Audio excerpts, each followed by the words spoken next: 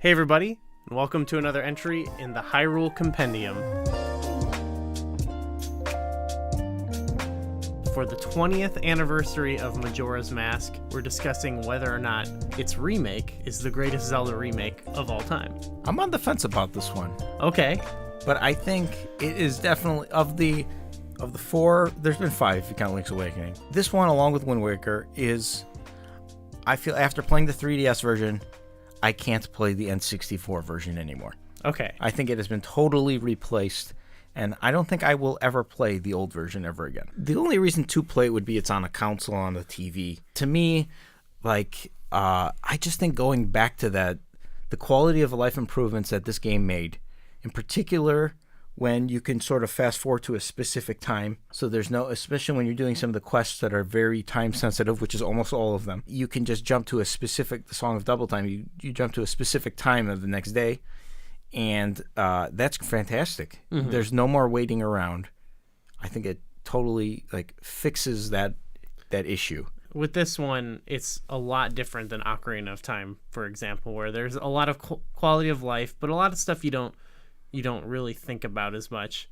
With this, it's just the first couple minutes I played of this, or a couple hours, I was just blown away. I still remember being noticing just these small things that make a big difference in this game, and being wow, that's really smart. I wouldn't, there was obvious stuff that I was expecting, but then there was a lot of things that I wasn't expecting that was so, it's what you said. After I experienced it, I was wow, I don't want to play the original one right. After this. Yeah, I mean, there's little, they moved the bank.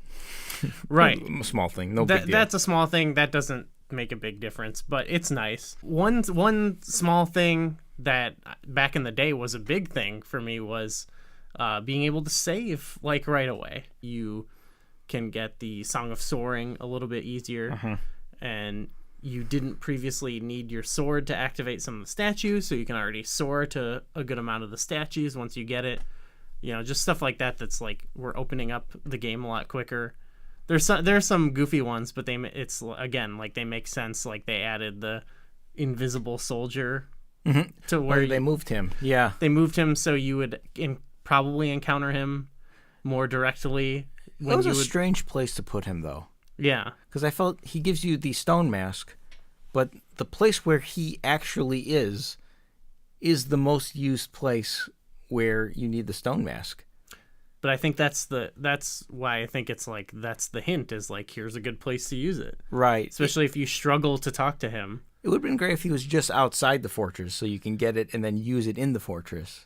Yeah, but then you never have to hide. You know what I mean? I suppose, yeah. I feel it's more boy, wasn't that a little bit of a challenge. Now, wouldn't you like to make it a little bit easier? Right, yeah. Probably, I think the biggest change, other than the graphics, has been the entire structure of the Bomber's Notebook. Did you ever do the full Bomber's Notebook on the N64 version? I think I've tried to, and I don't think I ever actually 100%ed it. But with the 3DS version, I think this is more for new players, too. If somebody never played the N64 version and they got the 3DS version, they have more of sort of what they did later on with Breath of the Wild, with a quest system. Where you just walk, after whatever a certain amount of time, one of the bombers will run up to you and give you a clue. And it opens up a quest objective. Yes. And you see the time, I think, too, right? Yeah, and it tells you, how to get going on some of these quests. And it gives you, hints and tricks. And then you can check them out. It's an in-game check log where you can, after you complete stuff. And you can, I think, 100% the game just by talking to all the bombers over the course of time. And I think for new players, our Jamie Plays Zelda series, I think he would get so frustrated with the N64 version. Yeah, sure, I could see that. But the 3DS version, I think it's they kind of toss you those side quests. Well, and you can still do them on your own, but the game helps you a little bit. That, for me, that was actually the first Zelda game that I 100%ed, and one of the only ones I did. Okay. Was because I came to it.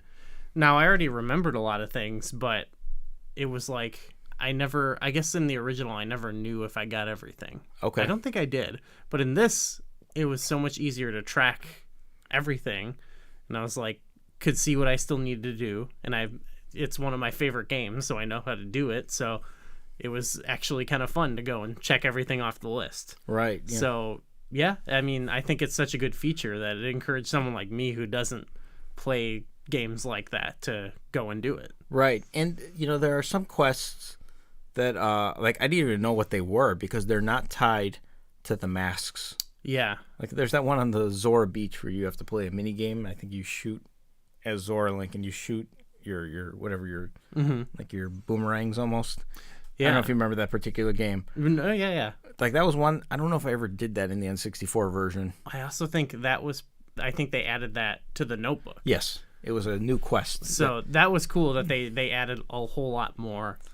The Bomber's Notebook was a cool conception back in the day, just from a story perspective and, to kind of help you track these things in this very confusing game. But, like, they really fleshed it out in this. Yeah. The other major changes, I would say, would be the bosses. Yeah. I don't think this was a big deal because I kind of like the old bosses, but I also like the new bosses. They're both unique in their own right. I don't know if this was necessarily an improvement, but I like that they ended up changing them. Yeah, the twin mold one I like because it's just so outrageous and over the top. You're doing like wrestling moves.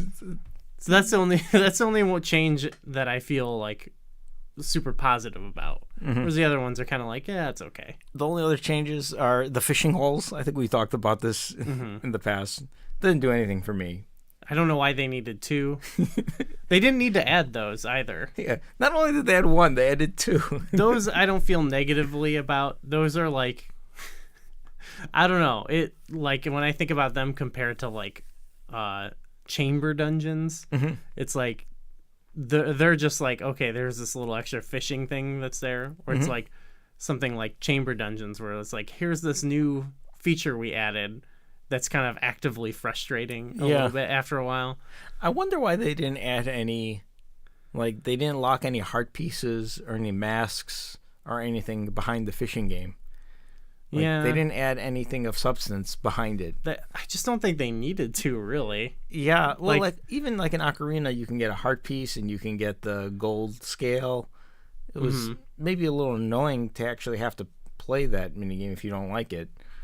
But I felt this was like a totally optional section that you could 100% the game and go into neither fishing hole, I believe. Yeah, which I guess maybe they could have added like its own special fish, like its own loach or something. But yeah, I don't know. Maybe they could add an 8th empty bottle. I think there were 7 empty bottles. Oh yeah, they changed up some of that too. Some of the flip-flopped like a bottle and a heart piece, I think. You can get an extra bottle before going to the Pirate Fortress. Oh, yeah. So at the end of the day, is this the best Zelda remake? Yeah, I think so. I think the next closest one that you mentioned it is Wind Waker. But maybe just for me, it strikes the right balance between, like, it didn't significantly alter the game. You know what I mean? Whereas I feel like Wind Waker, they cut out a lot of that Triforce quest, for example, just to make it more like palatable, if that makes sense.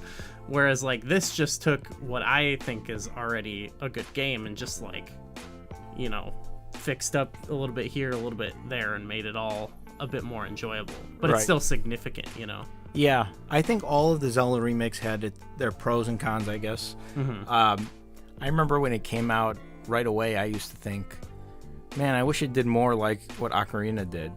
Like it didn't have a hero mode or a master mode or anything like that. Oh, sure. I guess that I didn't even consider that, yeah. But I don't think about that now that we're like 5 years removed from it. Yeah.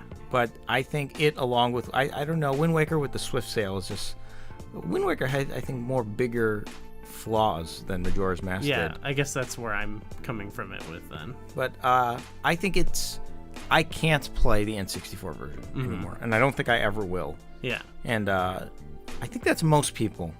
And I think the only people, if it was on a console, I think that would be more universal. Yeah, some people just don't like playing on the handheld, but I feel that way about that game, probably about Wind Waker too. with Ocarina and Twilight Princess, it's kind of like they just gave it a little fresh coat of paint. I guess the alternative route is now become the Link's Awakening thing, where it's like that's just sort of it's in its own category, I think, too. That one is a really good remake, but the original is still very playable to me. Mm-hmm. I almost view them as two versions of the game. Well, they just play differently. Yeah. Like if you played Ocarina of Time or Majora's Mask and then picked up the remake, they feel the same. Yeah.